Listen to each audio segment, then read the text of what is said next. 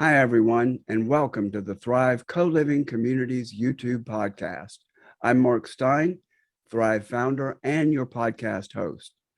We're creating sustainable, inclusive, and multi-generational residential communities. Our mission is to combat the epidemic of isolation, revitalize communities, and help others discover the many benefits of engaged community living by offering unique and ecologically sustainable co-living options. In this podcast series, join us as we discuss co-living, in addition to bringing you interesting people from around the world who are doing cool things to expand your knowledge and satisfy your curiosity. Through this podcast, learn more about our concept and see how Thrive co-living communities will bring together people from all walks of life who want to enjoy the best of independent and group living. To find out more about us, please visit our website at thrivecolivingcommunities.org. Thanks for watching and enjoy the podcast. Hi, everybody, and welcome to the Thrive Co-Living Communities podcast. I'm your host, Mark Stein. If you love to travel, today's episode is made just for you. I'm here today with my guest, Michelle Gadient from Personal Paradise Charters here in the St. Pete, Florida area. With Personal Paradise Charters, she helps others plan personalized, hence the name, yacht vacations to the Caribbean, Mediterranean, and beyond. I'm really enthused to have her here today to learn more about her experiences with yachting and charters and the industry. So welcome, Michelle. Thank you. Thank you for having me. So first obvious question, what led you to get into this business, and what are your inspirations for getting here? It was a slow churn, but I am very much a boating enthusiast. And most of my career, I was either in the defense industry or pharmaceutical world, and I also own my own business. But I always was doing something in the yachting world. I was crew for a while down in the British Virgin Islands. I'm on a boat pretty much every weekend, and I'm extremely passionate about travel. So a couple of years ago, I said, why am I not doing this full time? I enjoy owning my own business, but I'd rather do something I'm passionate about. I used to own a window tint company, not very exciting. So I started doing the brokering probably 5 or 6 years ago, just on a part-time basis. And now I've translated that into a full-time business. I love planning, whether I go on the trip or not. The planning's half the fun for me. Sure. And I will share with you that I'm a big fan, a big boating fan, and I'm really enjoying some podcasts, Sailing La Vagabond, Sailing Doodles, and they host different trips in the Caribbean. So I'll be curious to see if you partner with, just how is your business structured? Do you partner with charter companies? I do. As a broker, I have access to an extensive listing of yachts worldwide, but where my expertise really comes in is I go to the charter broker shows, and that's where I get to interact with crew. I get to tour and inspect the boats, see what fun toys they have on board, if they do scuba, where they summer, where they winter, and just all the different destinations that they have. So I started by brokering for a friend's yacht. He has a catamaran in the British Virgin Islands. I crewed for him, and then I started brokering for him. And then he told me, you can have access to all the yachts all over the world. So I have a subscription to many different services where I can get a hold of the yachts. So I can also partner with travel agents because they don't specialize in anything. They're more generalists typically. So they'll partner with somebody like me, so I can provide the expertise. I like to think of myself as a matchmaker for your yacht vacation. So that's what I do. Most people charter the entire yacht?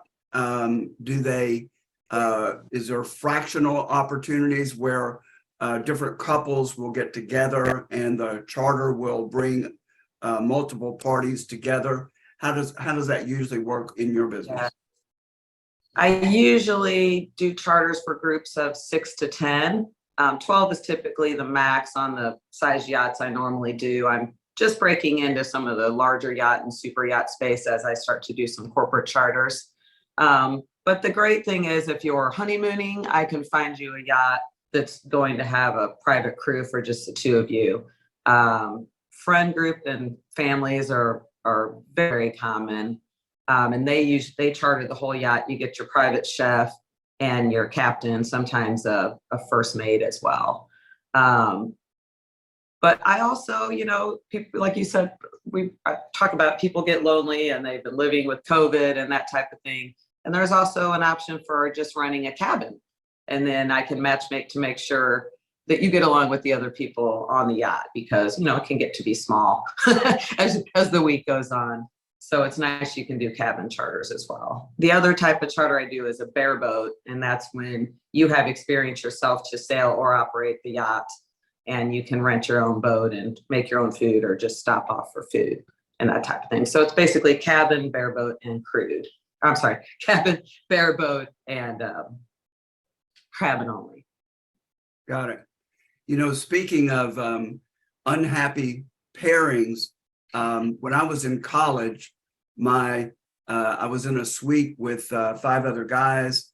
They had invited dates to go on a cruise down in the Bahamas, and we had a 65-foot sailboat. I was off for the semester and was not dating anyone, so they paired me with one of the favorites of the group for a date. And I think on that 65-foot sailboat, we were about 67 feet apart most of the time. I still remember her laugh. It was a penetrating laugh. But still, and this was, this was in late 70s and in the Berry Islands in the Bahamas. And boy, the snorkeling was beautiful. And back then the reefs were not bleached out as much as they are today. It's a different underwater experience today. It is. Yeah, you definitely want to make sure you're with the right group, and that includes your crew. So even if it's a fully private charter, I've met the crew, and I know the ones who are a little shy or stay back, or the ones who really interact, or the ones who have great culinary training, or the captain's been in the area a long time and really knows the area versus just crew that goes from location to location. Mm-hmm. I've been watching videos about cruising. The British Virgin Islands seems like a favorite place of a lot of people. Talk a little bit about BVI. People go back there year after year after year. It's known by three different things. It's a sailing capital of the world, the drinking capital of the world, and the sailing capital of the world, charter capital of the world. Sorry. So it's all three. And the island, it's very calm waters, but you can get some wind, in the Sir Francis Drake Channel. But it also has the islands that are very close together. So, you can sail for a couple, 2-3 hours and you're at your next location. You don't have a full day sail, which a lot of people like. And the world famous bars like the Soggy Dollar and Foxy's, they have full moon parties. They have private harbors you can stay in. Sunsets are unbelievable because they're volcanic islands. But they also have Anegada, which is about a 15-mile sail to the north. And that's a reef island that has always voted some of the best beaches in the world. So I used to, when I was a pharma rep, the doctors that I called on said, oh my gosh, I go to the BVI year after year after year. And they love this one place called Sydney's Peace and Love. And it has an honor bar. So you go back there and make your own cocktails and you just leave an amount of money at the end of the night. And they also have fantastic lobster. So many unique places. The people are friendly who own the bars and restaurants, and meeting other charters along the way is fantastic there. And since COVID and the hurricanes, the wildlife and the marine life has really come back to life. And I've been back there a few times since then, and it's gorgeous. There's a famous party barge where you dock on with the barge and get off and party. What's the name of it? Yes, that is the Willie T. And they have a shot ski. They have the bartenders can put a temporary tattoo on you, and people have been known, even though they discourage it, but not entirely, to jump off the Willie T, and sometimes without their clothing. So that's more at night. If you want to go during the day and just go on it to have a drink, you can go during a calmer time. It's different all day long. There are also a lot of catamarans and new designs of catamarans and trimarans that are cruising now. Is it on the uptick, this particular type of boat, as opposed to monohull sailing boats? I almost exclusively do the catamarans and the motor yachts and the motor catamarans because, people are tending to get seasick. It just tilts that way. It doesn't have all the movement around. So they're better for that. They're stable. They're more like a floating houseboat, and they're really quite luxurious in most cases. And they go faster than they used to. The technology's gotten better. And so that's what I recommend to most of my clients. And so, a motor yacht's great, but sometimes just to have the motors off and watch the sails and just have the quiet while you're sailing is really nice too. It has such a broad footprint. Yes. They're so broad, almost as wide as they are long. So Right.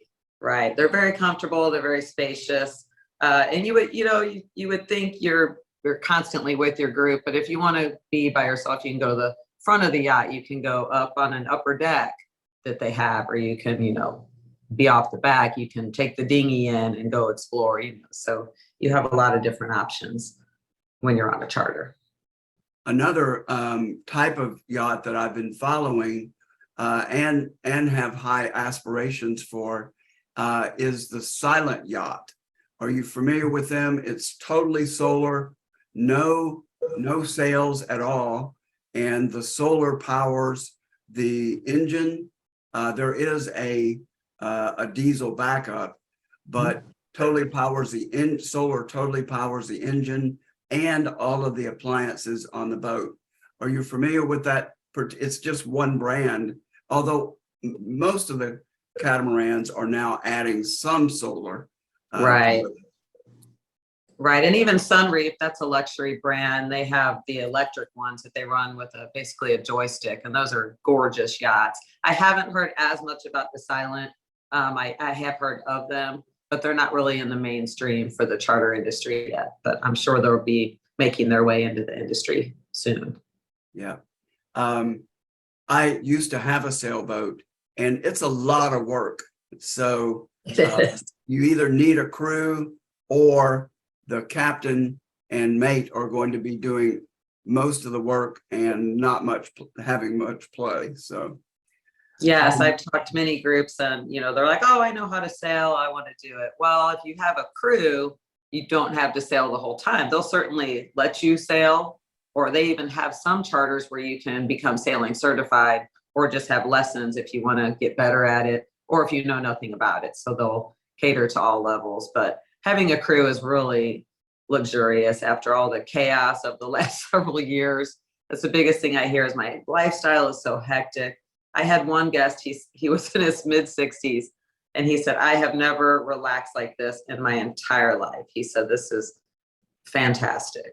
So I love to hear things like that. I often hear best vacation I've ever had, and it's fun to learn a new skill like sailing, or you can learn kiteboarding, you can be scuba certified while you're on a charter. There's just so many different options. You can do nothing. A lot of people just literally like to go wake up somewhere new every day, have their culinary meals served to them, and float on a mat, So it just depends what you're feeling that day. I'm sure you hear lots of stories.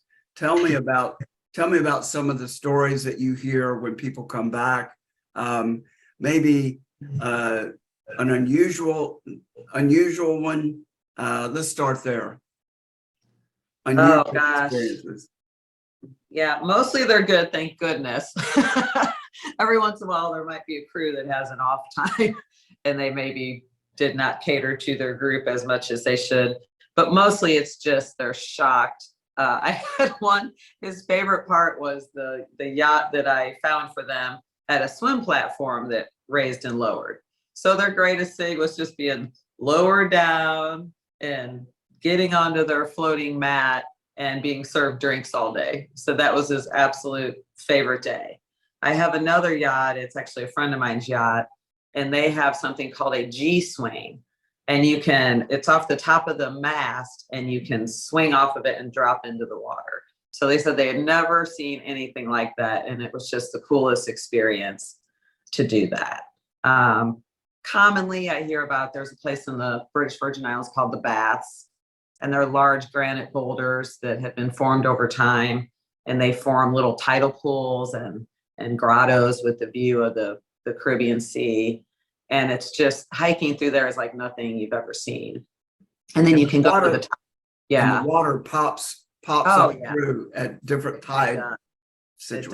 It does. It's gorgeous. So just the things you get to see that, sure, if you go on a cruise ship, you might go with a huge group and excursion and it's crowded and you can't really explore. On a private yacht, they know when to go when the cruise ships aren't there. And you really get to explore the area and see it better than you could otherwise. And some of the food I always hear, they're like, wow, we didn't expect to have that quality of food on a yacht, and it's catered to them and their, allergies or their preferences and that type of thing. So I often hear about just some of the unusual culinary training and food that they get on the charters. I think typically you get to submit your limitations in terms of food and maybe your preferences as well. And they no pun intended, but it exists anyway, cater to you and your tastes. 100%. You get to pick. It's a ship's bar, but they'll take, your vodka preferences or your rum preferences. A lot of the yachts have a drink of the day that they do at sunset that's really fun, which is a nice experience. And I try to, get people to branch out a little. I'm like, tell them what you typically like, but let them spoil you a little bit and show you some new items. And definitely with people being gluten-free now, there's nothing that surprises any of these chefs. They will completely cater to what you want. They'll even catch some fish or, different critters that they can cook up for you as well, as long as that's allowed. We learned how to spearfish for lobsters, and got lobsters and cooked them on the beach one night. One thing that surprised me, and I'm curious to hear what your reports are, alcohol really goes to the system quickly when you're out on the water and in the sun. I remember we took cases and cases of beer, and we maybe drank 10% of what we took. Yeah, people usually have bigger eyes than what they end up having. So the crew is really good. That's a good thing about getting a crude charter. They typically know they'll start with a certain amount, and if they need more, they can stop off while the guests are off having fun, and they will restock what's needed. They know where to stop and do that. But I agree with the sun and the wind, it can wear you out. So you want to be careful while you're there. But a lot of rum is gone through, I will say that. But but typically there's leftover alcohol at the end. So yeah, surprisingly. What are some of the educational oriented things? You talked about scuba diving. Mm-hmm. I would imagine that there's some education, maybe marine education. Talk about some of the things, if you're interested not just in drinking, but learning something about where you are. Talk about a little bit about that.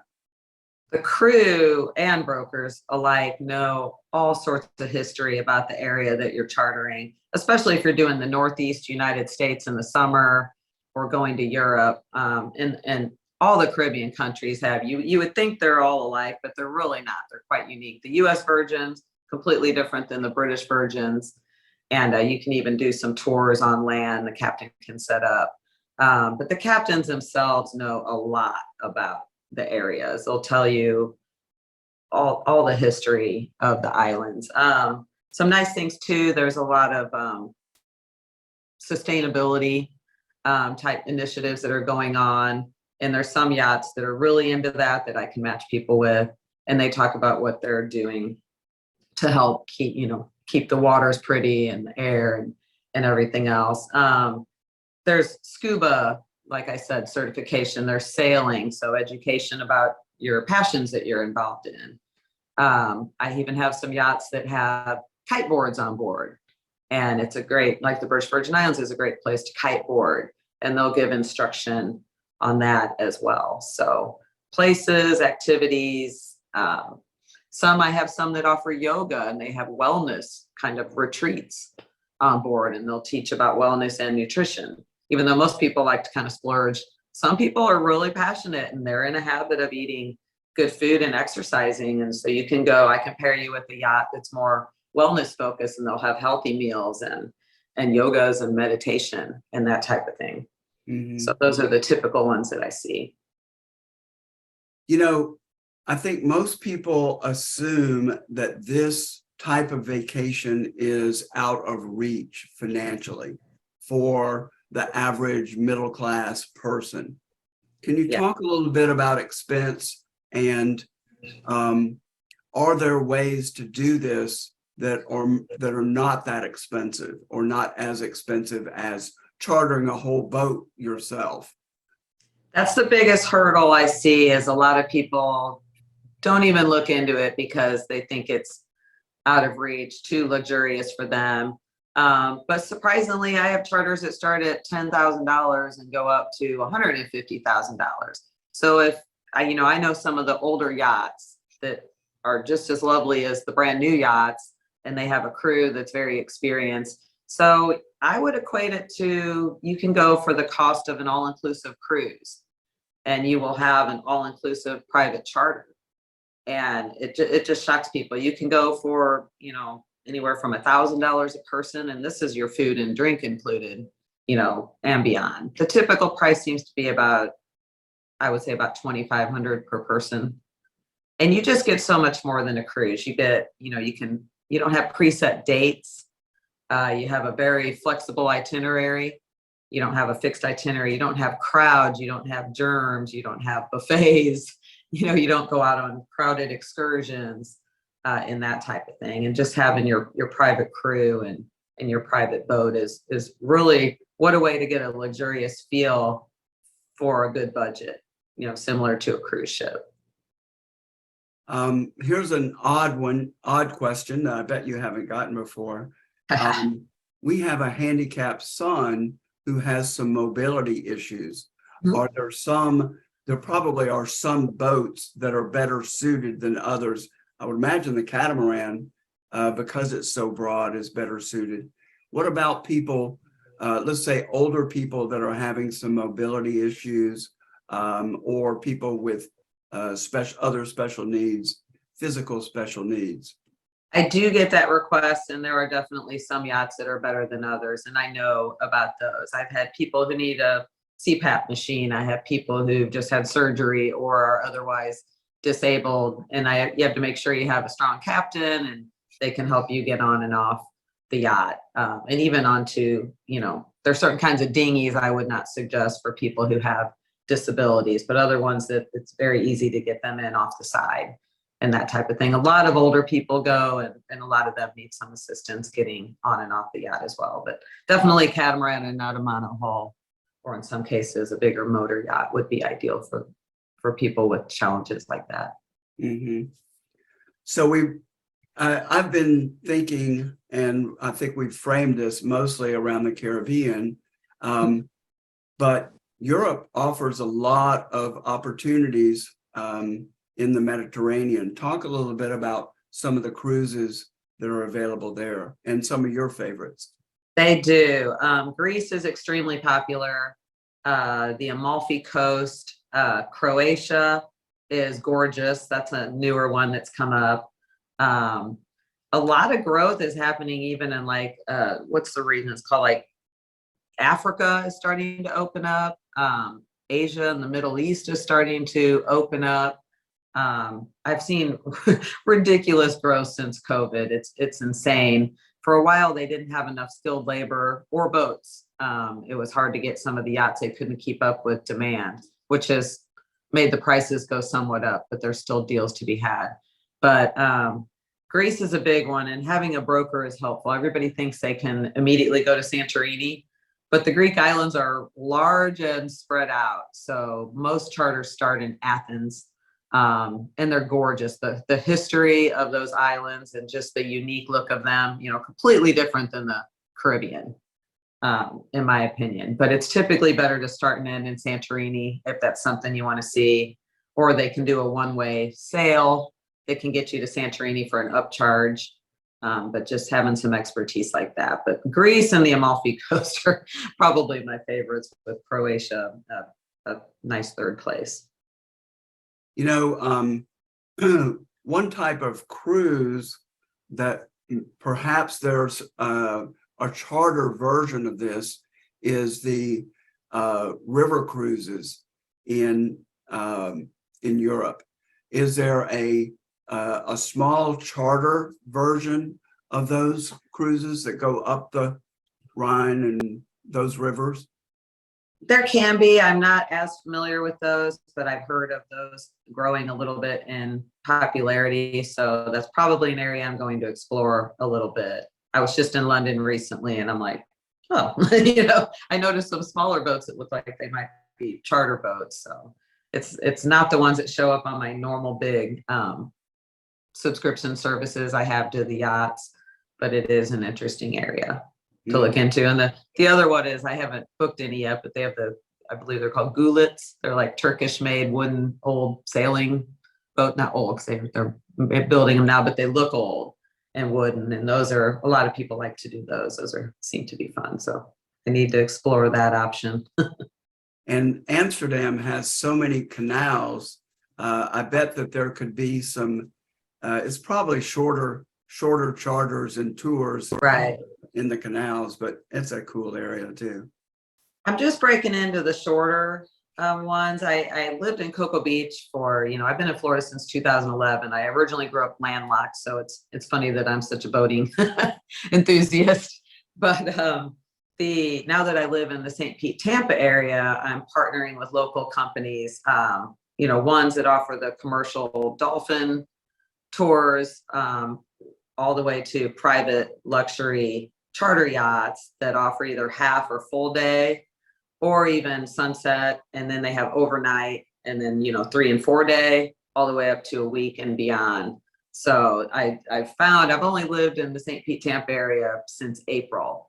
So that's a unique, over in Cocoa Beach, it was just fishing charters, really. They didn't do any other kind of charter, but here there's just an abundance of areas to explore. If you haven't been on the water here, it's its own nice little paradise to explore.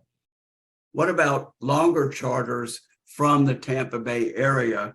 We're not that close to, I guess it would be Jamaica or Cayman would be the closest in the Caribbean from here, and not really that close. What originates in Tampa Bay? Other than the short charters you're talking about? Mainly the ones I see stay in the United States areas. They might go down to Naples. Some of them can go as far as the Keys, but they're typically to explore the areas around here because there's so many. So there are week charters here. They're just different. Even the ones in Southeast Florida, they will typically start in Fort Lauderdale and go down to Key West. And then, it's a one-way charter, and then you fly home from there. And the Northeast has a lot of great options up there as well. There's a lot of little places to tuck in. So in the summer, I've really been focusing on booking some charters up there, because some of the Caribbean yachts come up and spend their summers up here. Mm-hmm. But I don't really see any leaving from here. It's a little bit tough of a sail or journey when you leave the Keys area and go down to the Caribbean. So it's not that common. Mm-hmm. Let's talk about planning such a trip. Mm-hmm. Let me see if I can grab a typical scenario. Let's say a boating enthusiast who loves the BVI and loves to go down there and has talked it up amongst their friends to get a group together, let's say half a dozen to 10 people. Um, Talk about what's involved. What do you need to do logistically? Because you've got organizational things to do. You've got planning. Let's plan a trip. Well, what's great about a broker is what a lot of people don't realize is this is free to all my clients. The yacht owners pay the commission to me. So whether you call up, say, the moorings and you book a charter, they're going to charge the same price whether you call them direct or whether you go through a broker. And also, if you use another broker, it's a set price. No one gets, there's not brokers out there getting deals. So you're getting free now. And I don't work for the moorings, or I don't work for Dream Yacht. I don't work for all these yacht management companies. So I don't have, I might have some favorites, but it's because of their service and what they provide. So I'm independent. I'm going to give you free and unbiased advice. So if you're thinking to start planning a charter and you go to Google, you're probably going to be quite inundated with options and you're going to be confused. The way they're priced in the Caribbean is very different than the way they're priced in Europe. There's a lot of taxes on top. Europe has a VAT tax right now. Back in 2020, they've decided if you're in the EU waters, you have a 20% VAT tax, but if you're in international waters, you don't. And it can be extremely confusing. They also don't include fuel over there, and the ones in the Caribbean typically include your, everything's included. So there's no surprises, your licenses and everything. So using a broker, you want to start. And what I'll do is get your budget. I'll get, do you already have a destination in mind, or do you need me to tell you different ones based on what you're looking to do or see? How many people are going? If it's a family, there's some yachts that have bunk beds versus all queen beds. So I'll help you with your yacht layout. Do you want water toys? Do you want to scuba? What all are you going to be doing? Do you want a lively crew that's going to interact with you? Do you want, a calm crew that's kind of seen but not heard kind of thing? Or do you want a bareboat? Do you have someone who's an experienced sailor and you want to go on, for less cost and get your own food, or go out to restaurants all the time and run your own boat? Some people don't want a captain when they're on one. So I can even get you a captain only. I can get you a chef only. So I'll just determine really what they're looking for. And a lot of the yachts are better, if it's a birthday celebration, if it's an anniversary, a honeymoon, they'll cater to different people. And I know I talk to the crews enough to know, like, hey, try to steer families to me, or, try to steer couples to me, or try to steer, less drinking people to me. So I'll know the crews that are going to fit. Like I said, I like to be a matchmaker. And then, if you're booking it on Google or you're going direct with the charter company, they'll give you some help, but where's the best place to fly into?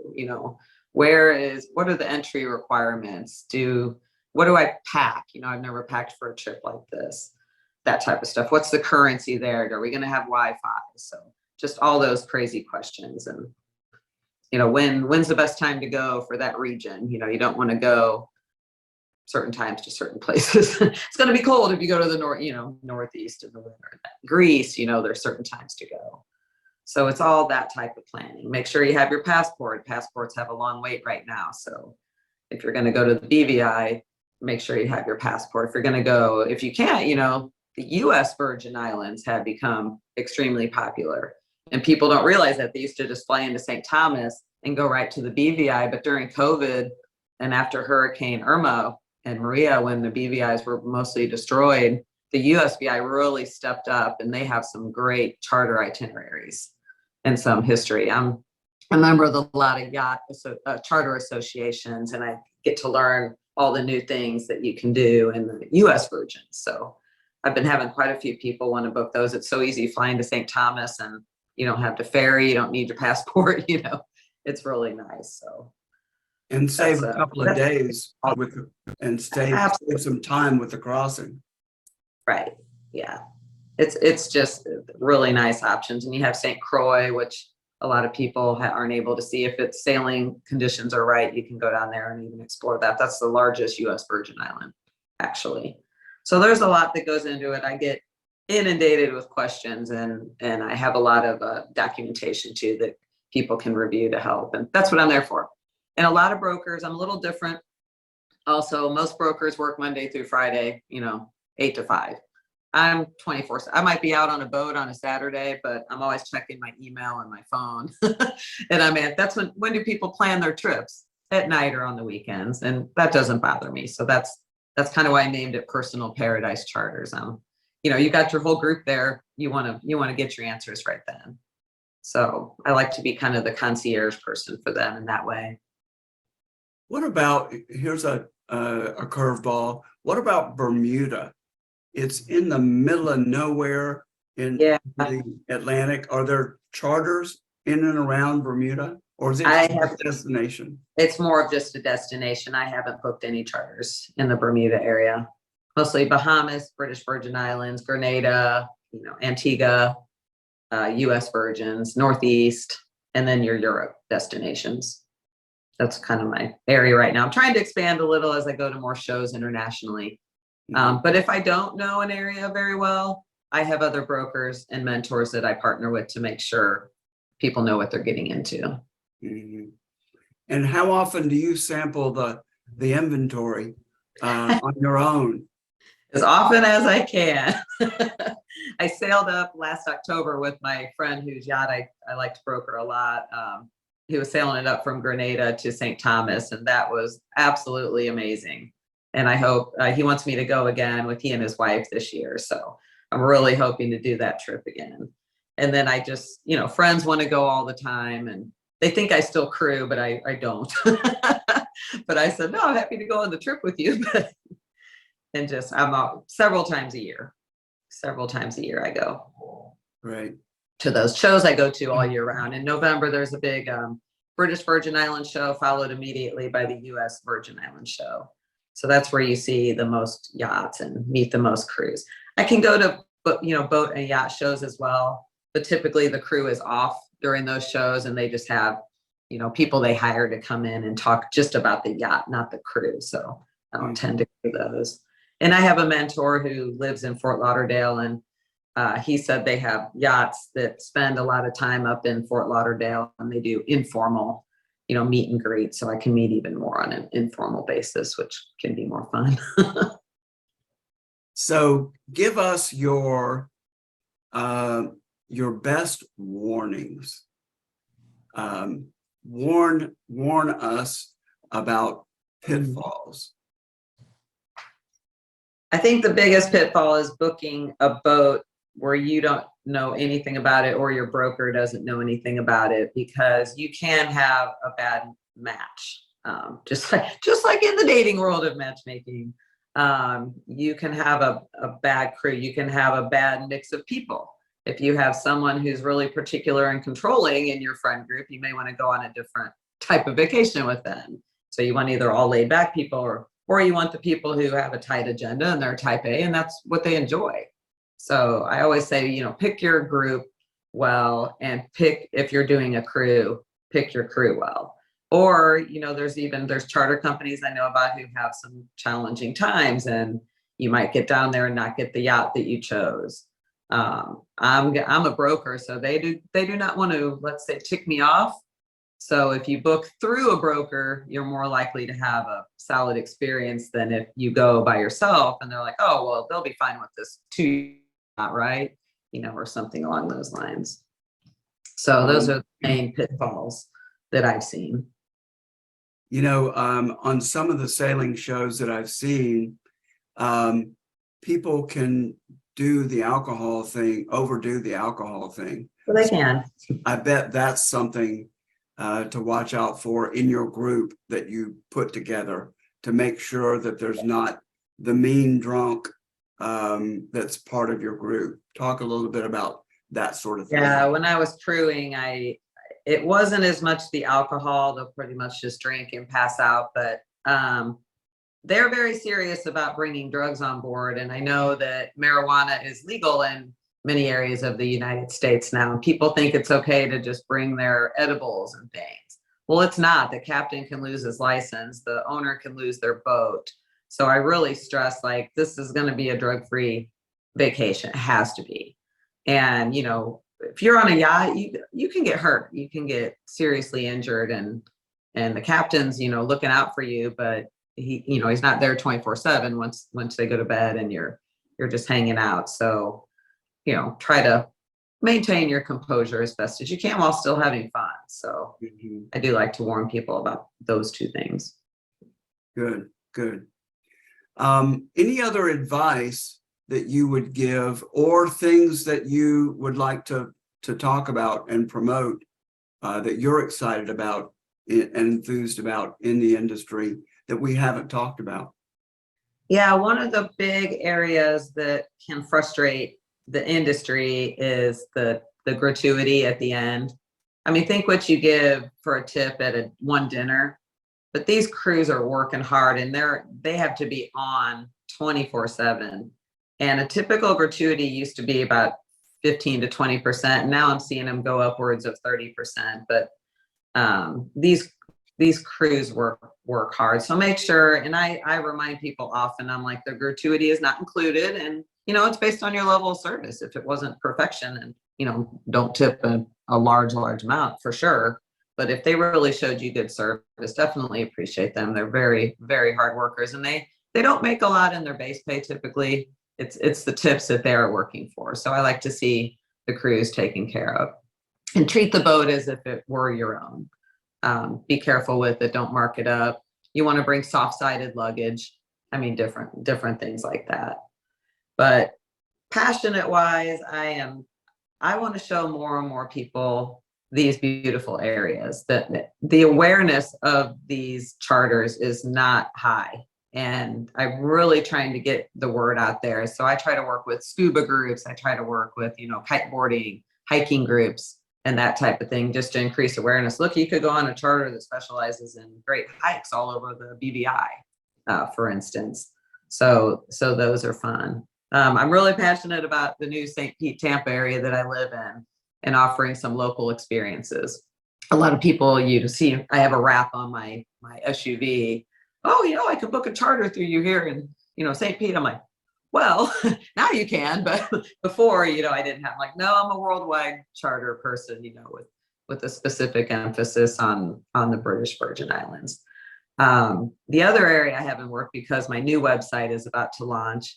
I'm kind of passionate about giving back, and I want to donate a portion of my charter commission to a charity. I'm between I probably want to do a veterans or an animal charity of some sort. And at some point, I even want to have a competition where a portion of every charter might go to someone who's unable to afford a vacation like this, or they're struggling with an illness or something, and it would just be a once in a lifetime experience. So that's in the back of my mind. I want to collect and be able to send that person airfare, food, everything included, so they could have a charter experience that they wouldn't otherwise have. Like a cancer survivor. Absolutely. Absolutely. We met through the St. Pete Chamber, and Right. You might be able to get a group together through the chamber. So that's a good idea. Yeah, I was just knocking around some ideas on how I could best provide that, because I really want to give back. And this is such a unique and wonderful experience to have. Because again, that's what I hear consistently when people come back, is they're like, wow, that was literally the best vacation I've been on. And just, most people don't get catered to every day. Moms are taking care of the kids and everything. To go, I see people, it takes them a few days when I used to crew. Finally, I'm like, relax, I'll get your drink free, relax. They're like, I don't know how I'm learning, Some people are like, oh my gosh, this is the first time I read a whole book, got up in the morning, had my coffee, and finished a whole book by the end of the charter. So just things you haven't been able to do. So I love to hear the stories when they come back. It's very rarely bad. That's extremely rare. One thing we have in common is that we're both new to the Tampa Bay area. Oh, really? Why don't you talk a little bit about, it sounds like you've lived around Florida and other coastal communities. Talk about your impressions of Tampa Bay. Let's share about that. I love it. So I'm originally from St. Louis, and a lot of Midwesterners come down here. So what I'm finding is that people are very nice and very welcoming. especially in the chamber. They've been fantastic and extremely helpful. The water over in Merritt Island, Cocoa Beach was kind of landlocked, waterlocked, I should say, because they only have the lock. They don't have an inlet. Here, with all the inlets they have and the tides flushing through, the water and the boating is gorgeous. So getting out on the water is wonderful. I live in downtown St. Pete. I'm probably moving beachside next year, but who knows? I may stay downtown. But I said, I've never lived in a downtown, and I love the size of this downtown. So just being able to walk out and the restaurants and the bay and all the things to do, the dog friendly, they have a dog water park. I mean, it's the cutest thing. So I had a few friends before I moved here, but just the ease that I'm meeting new people and the opportunities, the clientele base here is wonderful. And a lot of millennials even moving to the Tampa area, and millennials seem to be more into experiences than they are material things. So they're looking to do things like this. So I think it's just for a business owner, I'm a single lady now, for a single person, and for a boating enthusiast, and I'm a foodie. I mean, it checks all my boxes as a place to live. It's absolutely wonderful. I'm in a brand new building in downtown. I've sold my condo on the other coast, and I'm just renting for a few years to figure out exactly where I want to live in this gorgeous area. So how about you? I found people very welcoming. The Yes. St. Pete community is just very open and accepting, and Yes. and that feels really good. The arts offerings in the area are really good. The Imagine Museum is a glass art museum. I don't know if you've been there yet, but I haven't. It's on my list. Say it again. I haven't, but it's on my list. Good. The Magic Theater, the Dolly, I mean, everything that's down here. Just a vibrant arts community, and Right. so many things close by. Sarasota, up in the north end of the county where I live, there's a lot of kayaking opportunities and native waters. So Fort DeSoto Park, and that's the gorgeous area over by Tierra Verde, and that's very, very nice. So we'll give a plug for Tampa Bay 100%. and Pinellas County here towards the end. Well, tell people how they can reach you. Give us website, or you've got a new website coming out. Sure, it's supposed to launch this week. So my website is just personalparadisecharters.com that you'll be able to get to shortly. I also have a Facebook that's been active since 2010, and that's also Personal Paradise Charters. You can find me on Instagram at personalparadise_charters. That's a good place for a lot of pictures that get posted and various things, and you can see reviews and things on some of my social media. My phone number, which I do give out, is 321-482-6090. And then I also will have the email available, which is michelle@personal-charters.com or info@personal-charters.com. And LinkedIn. So those are all my ways. Great. Michelle, thanks so much for being with us and talking about Personal Paradise Charters. The sustainability option that you talked about sounds very intriguing and is definitely consistent with the Thrive purpose and concept. So we'll look into that a little further. For ways to contact Michelle that she mentioned just now, look down in the show notes, and we've got all those methods to communicate with her.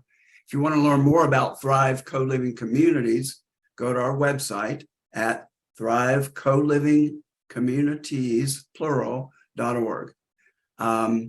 Don't forget to like and comment and subscribe and click that notification button and join us for the next episode. Thanks for tuning in, and we'll see you next time. Thanks for joining us for another great episode of the Thrive Co-Living Communities YouTube podcast. To learn more about our mission and how you can support our vision of creating co-living communities worldwide, please visit us at thrivecolivingcommunities.org. To receive advanced viewings of our podcast and other exclusive content, find us on Patreon at patreon.com/Thrive Co-Living Communities. You can also learn more ways to support our mission in the show notes below. Amazon Smile, GoFundMe, Kroger, and our own Thrive Gear store, where you can buy t-shirts, hats, and many other items.